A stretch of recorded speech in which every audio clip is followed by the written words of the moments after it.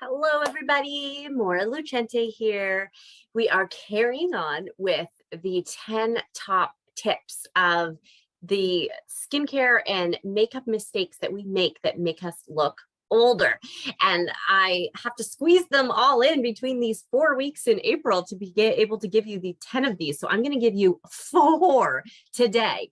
I love these because they're such simple things that you can do that you might not even know that you're doing, or you might not even know how to fix them. You might think like, oh, whenever I wear blush, blah, blah, blah, blah, blah. So here are your tips for this week. Now, and if you're there, I want you to say hello. I want you to share with me at the end what your absolute like, aha, oh my gosh, that's amazing. I never thought of that. Or wow, that's so helpful. That really changes things for me.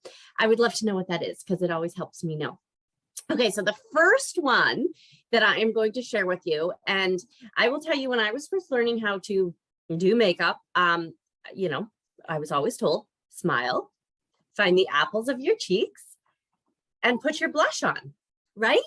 So this might be like a huge mind-blowing moment for some of you, but some people's apples, when we stop smiling, fall farther than others do from the tree, right? Especially as we age, that might not be exactly where we want our blush to go. So number one, say goodbye to really dark colors and really intense colors. And you just kind of want to turn your attention to those lighter tones. Pale pinks are wonderful. Kind of peachy tones are really great. And you want to apply to the upper part of your cheeks. So, if you do this, I don't have cheekbones, so I have to find them. So that would be like right under my cheekbone. There's a little indent. So then on top, you want to go on top of your cheekbone. Okay. So it might have been okay to kind of go here when you're younger, but as we start to age, you just want to keep it right on top. And because our skin changes and we just want to kind of adapt to how we do things to go with that. And that's just going to help highlight and accentuate kind of that central zone. And instead of doing a big racing stripe, try just dabbing it, starting closer to your hairline and going down versus the other way. You never want to have your cheeks enter a room before you do. And so, or for everyone to just see your cheeks. So you just want to start up here. You just want to dab, dab, dab, dab, dab on the upper cheekbones. And you don't want to get too close to the nose area. So if you were to take 2 fingers and be like 2 fingers away from your nose, that's where your blush would actually end. And so that's why I say start at the top and go down, because you're more in control of how close it is to your nose versus starting here and going up and then realizing, oh, I'm too close. Okay, so really mellow tones. It's going to make your skin look younger. It's kind of going to give it this romantic glow, and putting it on our cheekbones should really give you kind of like a localized lifting effect. So if it's right at the top of your cheekbones, it's going to help kind of pull everything up.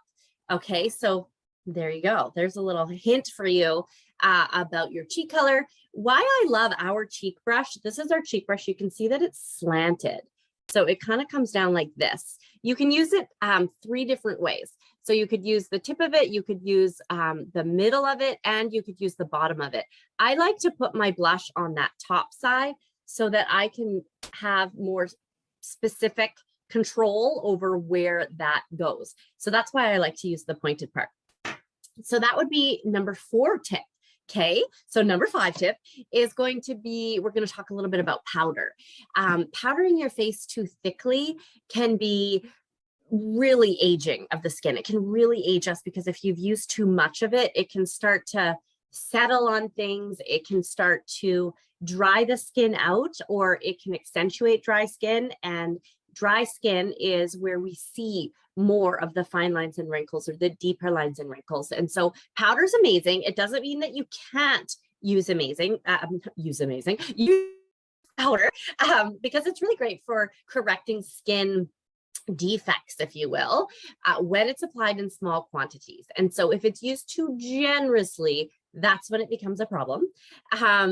You just want to use something like a really light mineral powder foundation, our silky setting powder. This is going to help take away any kind of greasy areas or, you know, glistening areas, if that seems to be a thing. I love our silking setting powder because you can turn this so it opens and closes so that when you open up the lid, it doesn't go everywhere. I like to use our powder brush so that it's going to just lightly get kind of dusted on, right? You could kind of do the T-zone. Avoid powdering around your eyes, okay? This is only going to highlight the wrinkles and make your skin look more dry because we don't have any sebaceous glands, which are natural oil producing glands around the eyes. So we want to do the best we can to keep powder away from those already drier areas, okay? That is your number 5 tip, powdering your face lightly. Too lightly, too heavy is the mistake, and just doing it lightly and avoiding the eye area is really going to help alleviate that. Okay, number 6 tip, using a dry makeup sponge is the mistake. And of all the mistakes that can make you look older, using a standard makeup sponge. So this is our blending sponge, but you actually wet it before you use it. And using a dry makeup sponge is probably the biggest mistake that you could do to make you look older. So again, if there are things that we know we can prevent or be in control of that are so easy as just not using a dry makeup sponge, like that's amazing, right? So dry, angular, you might have those little ones, they look like a triangle or a little mat at a gym club. It kind of just moves makeup around your face and it kind of just slides things from one place to another. And then you're not also getting things exactly where you want to have them, which, you know, you put them there for a reason. And so this can cause makeup to stick into creases. It can smudge easily. And generally it can just be kind of messy and truly unfun ways. Okay, so how do we correct the mistake? Well, we want to use a blending sponge. So you would just put ours under the tap. You kind of, like you're milking a cow, squeeze it 10 to 13 times, and then squeeze out the excess water. This is going to help design fix all of those flaws. Okay, because of this little kind of egg or ice cream shape that it is, it will properly lay down the products, creating a uniform, totally seamless coverage. That's what we want, right? So since it has that nice little pointed tip, you can kind of bounce it into those tiny corners near your eyes, in and around the nose, exactly with the precision of where you want to have it and the precision of what we need for the anti-aging game, if you will. So when you edit, squeeze it all out, bounce it kind of around. Okay, because it's wet, the sponge is going to ensure that more product goes onto your face. So the sponge is not absorbing the product. A sponge normally absorbs half of the product that you use.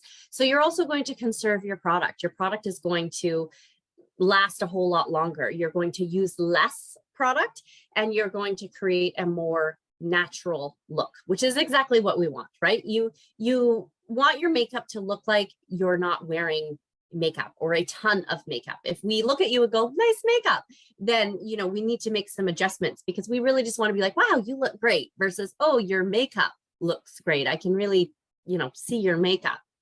Okay, number 7. This one is a really, really easy fix. And I think a lot of us do it more out of habit or maybe something that because we're used to it. So this is the mistake is overusing lower lid eyeliner. Now, I know whenever I do my makeup, I would always put quite a bit of eyeliner, like before, on my lower lid. And so the fix is you just want to apply when you apply dark eyeliner and too much and too thick, it closes your eyes and it makes your eyes look a lot more narrow. And so I did this eye with a lot more, and you can see that my eye looks more closed than this eye. So this eye only has a very light, a very little bit. This I went right onto the watercrest of the eye too. And the counteract effect, just use like a light pencil, or you can even use a brush with a lighter color and sweep it under the eye. And this should add openness to your eyes. And, you know, we want to have bright, beautiful eyes. And so that's a really, really easy one. I'm going to add some pictures for you to see. I think pictures are so powerful to be able to see some of the differences so that you're able to check those out and see, because it really makes, these are such tiny, tiny little things that we can, make adjustments for, but make such a huge difference. And again, I think a lot of it might just be habit. It's what we're used to, or it's what we've always done. So we just kind of keep doing it. And so these little changes will make a really, really big difference for you. Let me know what you loved. Let me know what your questions are. Yeah, I've got a couple really great ones. I can't believe that next week is going to be, is next week the last week of April? Yeah, next week. Oh my gosh, next week is the last week of April. So it's my last couple of tips. And I just love sharing these with you. Tell me what you loved. And